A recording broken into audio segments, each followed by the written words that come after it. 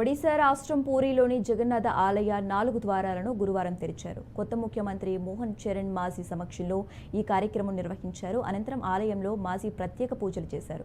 Puri MP Sambit పాత్ర, Balasore MP Pratap Chandra Sarangi, ఇతర మంత్రులు, పార్టీ నేతలు కూడా హాజరయ్యారు. ప్రమాణ స్వీకారం అనంతరం జరిగిన తొలి కేబినెట్ సమావేశంలో జగన్నాథ ఆలయానికి సంబంధించిన 4 ద్వారాలను తెరవాలని ప్రతిపాదించారు. ఈ నేపథ్యంలోనే వాటిని ఓపెన్ చేశారు. దీంతో భక్తులు భారీగా ఆలయానికి తరలివచ్చారు.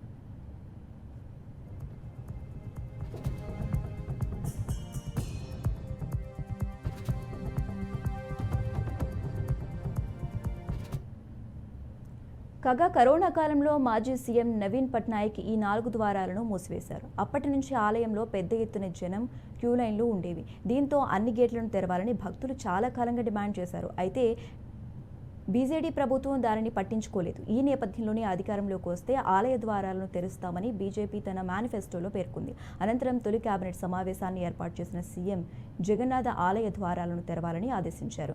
అంతేగాక ఆలయ నిర్వహణకు 500 కోట్ల నిధిని సిద్ధం చేయాలని అధికారులకు సూచించారు.